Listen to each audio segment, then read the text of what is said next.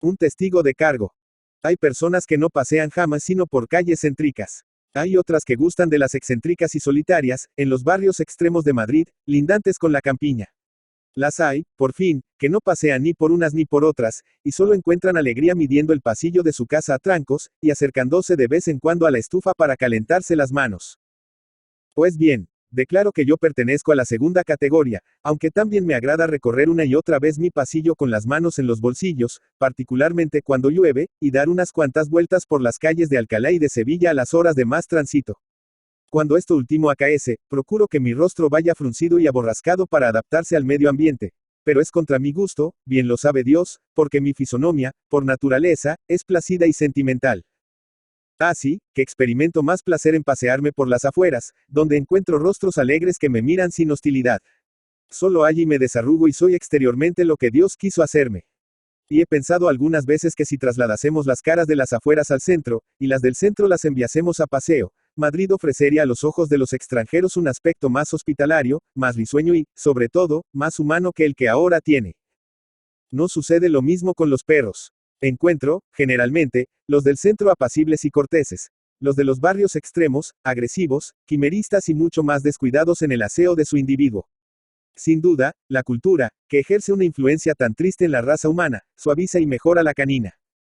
Ignoro si el perro con quien tropecé cierto día en una de las calles más extraviadas del barrio de Chamberí era quimerista y agresivo como sus convecinos, pero sí puedo dar fe de su escandalosa suciedad. Flaco, lanudo como esos bohemios que no se recortan jamás la barba y la dejan crecer por donde salga, cubierto de polvo y con un pegote de barro en cada pelo, se acercó a mí este repugnante animal moviendo el rabo y mirándome con ojos humildes. Yo di un salto atrás, porque la experiencia me ha enseñado que se puede mover el rabo humildemente y ser en el fondo malísimo sujeto. Pronto me convencí de que no había nada que temer. Aquel pobre perro había venido tan a menos, se hallaba tan desamparado y abatido, que los últimos rescoldos de su carácter agrio, si alguna vez lo había tenido, se habían apagado por completo. Hice sonar con los dedos una leve castañeta, correspondiendo al meneo vertiginoso de su rabo, y me dispuse a proseguir mi camino. Pero él agradeció aquella fría castañeta como nadie me agradeció en la vida el saludo más cordial y cariñoso. Comenzó a brincar delante de mí, y a retorcerse, y a lanzar suaves e insinuantes aullidos, expresando tanto gozo como gratitud. No se agradecen así los saludos en este bajo mundo, me dijo nuevamente la experiencia, si no se teme o se espera algo. Este perro no tiene amo, o ha sido arrojado por él de su casa. Pobre animal, me interesó su desgracia, y de nuevo hice sonar la castañeta con alguna mayor efusión, y él con esto renovó las señales de gratitud hasta querer descoyuntarse. Inmediatamente tomó la resolución de seguirme hasta el fin del mundo. Yo le veía detrás varias veces, dándome escolta. Otras, delante, sirviéndome de heraldo. Por momentos se detenía. Levantaba hacia mí su hocico peludo, y me miraba con afectuosa sumisión, cual si me quisiera decir que estaba dispuesto a obedecerme como amo y señor. La desgracia de aquel animal me conmovió. Era tan feo, que no había motivo para admirarse de que su dueño le hubiese abandonado. Y, sin embargo, yo he visto algunas señoras ricas que acariciaban y mimaban con apasionados transportes de amor a otros perros más feos que este, y he visto también algunos jóvenes elegantes acariciar y mimar a estas mismas señoras, más feas aunque sus perros. Me representaba a aquel pobre animal, arrojado ignominiosamente de su casa, volviendo a ella a demandar gracia, aullando tristemente a la puerta. Le veía marchar errante y hambriento por aquellas calles solitarias, introducirse en alguna tienda en busca de una piltrafa, salir de ella molido a palos, seguir a los transeúntes hasta que estos le despedían a puntapiés o pedradas. La compasión se filtraba en mi pecho, y cuando el animal se paraba a mirarme, le hacía una seña de afectuosa consideración. Entonces se acercaba a mí rebosando de agradecimiento, y yo, sin temor a mancharme las manos, como los santos caritativos de la leyenda, le acariciaba la cabeza. Pero a medida que transcurría el tiempo, se apoderaba de mí un vago malestar. ¿Qué iba a hacer de aquel desdichado? A un perro no se le puede dar una limosna, ni recomendarle a un concejal amigo para que le coloque de peón en los trabajos de la villa. Necesitaba llevármelo a casa. Esto era grave. ¿Qué diría el portero? ¿Qué dirían los vecinos? ¿Qué diría, sobre todo, mi familia al ver entrar aquel bicho feo y asqueroso? Vaya unas protestas, vaya una zambra, vaya una risa que se armaría en mi casa. Se me puso la carne de gallina. Comprendí inmediatamente todo lo falso de mi situación. Entonces hice con aquel perro lo que conmigo hacen los amigos cuando mi presencia les molesta. Me hice el distraído. Cuando me miraba con sus ojos afectuosos, volvía la cara hacia otro sitio. Si se acercaba a mí, fruncía el entrecejo como si no le viese, y seguía mi camino. En fin, adopté un continente tan glacial como significativo. Pero él no vio la significación, o no quiso verla. Sin darse por enterado, persiste en sus muestras de adhesión incondicional, teniéndose siempre por mí protegido. Una de las veces que mi mirada se cruzó con la suya, vi en sus ojos una expresión de sorpresa y de súplica tal, que el corazón se me apretó. Sin embargo, lo que pedía no era posible. Mi inquietud iba en aumento, y ya pensaba en la barbarie de arrojarlo de mi lado violentamente, cuando observo que viene hacia nosotros un tranvía. Entonces, cautelosamente me agarro a él y monto. Desde la plataforma veo a mi perro que camina tranquilo y confiado, vuelve de pronto la cabeza, queda sorprendido, olfatea el aire con desesperación, y, por fin, baja de nuevo su cabeza hacia la tierra resignado, como los seres que han conocido todo el dolor de este mundo y saben lo que se puede esperar de la existencia.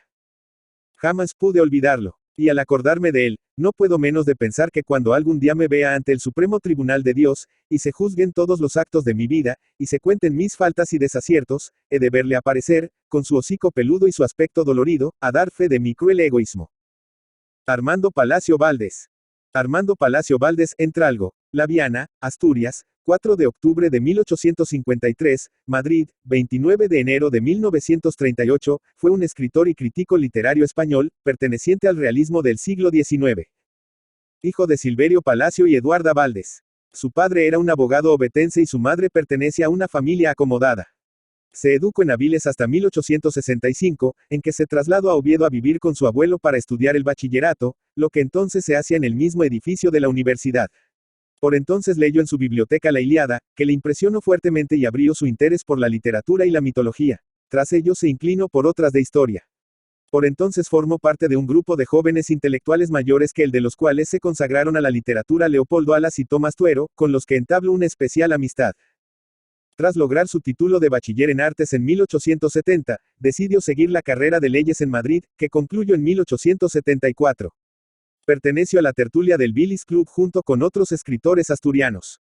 Dirigió la Revista Europea, donde publicó artículos que luego reunió en Semblanzas Literarias. También hay buenos retratos literarios en los oradores del Ateneo y en el Nuevo Viaje al Parnaso, donde desfilan conferenciantes, ateneístas, novelistas y poetas de la época. Escribió también como crítico, en colaboración con Leopoldo Alas, la literatura en 1881. Se casó 2 veces. Su primera esposa, Luisa Maximina Prendes, falleció en 1885 después de solo 1 año y medio de matrimonio. Se casó en 1899 en segundas nupcias con Manuela Vega y Gil, que le sobrevivió. Al morir José María de Pereda en 1906, ocupó el sillón vacante en la Real Academia Española. Marta y María por Fabila en Avilés. Se dio a conocer como novelista con El señorito Octavio, 1881, pero ganó la celebridad con Marta y María, 1883, ambientada en la ciudad ficticia de Nieva, que en realidad representa Avilés. En esta época de su evolución literaria suele ambientar sus novelas en Asturias. Así ocurre también con El idilio de un enfermo, 1884, que es quizá su obra más perfecta por la concisión, ironía, sencillez de argumento y sobriedad en el retrato de los personajes, algo que Palacio Valdés nunca logró repetir. También de ambiente asturiano son José, 1885, y El cuarto poder, 1888, donde de la misma manera que en La regenta de Leopoldo Alas se realiza una sátira de la burguesía provinciana, se denuncia la estupidez de los duelos y la fatuidad de los seductores. Su novela Riberita, 1886, cuya segunda parte es Maximina, 1887, transcurre en Madrid y revela cierto pesimismo y elementos autobiográficos. Por otra parte, la obra más famosa de Armando Palacio Valdés, La hermana San Sulpicio, 1889, transcurre en tierras andaluzas, cuyas costumbres muestra mientras narra los amores entre una monja que logra salir del convento y un médico gallego que al fin se casa con la religiosa vuelta al siglo. La espuma, 1891, es una novela que intenta describir la alta sociedad madrileña. La fe, 1892, como su propio título indica, trata el tema religioso, y en El maestrante, 1893, se acerca a uno de los grandes temas de la novela del realismo, el adulterio, de nuevo en ambiente asturiano. Andalucía surge de nuevo en Los majos de Cádiz, 1896, y las costumbres valencianas en La alegría del capitán Ribot, 1899. Entre todas sus obras, Palacio Valdés prefiere a Tristano el pesimismo, 1906, cuyo protagonista encarna el tipo humano que fracasa por el negativo concepto que tiene de la humanidad. La aldea perdida, 1903, es como una égloga novelada acerca de la industria minera y quiere ser una demostración de que el progreso industrial causa grandes daños morales. El narrador se distancia demasiado de su tema añorando con una retórica güera y declamatoria una Arcadia perdida y retratando rústicos como heroes homéricos y otorgando nombres de dioses clásicos aldeanos. Es una manera sumamente superficial de tratar la industrialización de Asturias. A Palacio Valdés se le daba mejor la descripción de la ciudad que de la vida rural.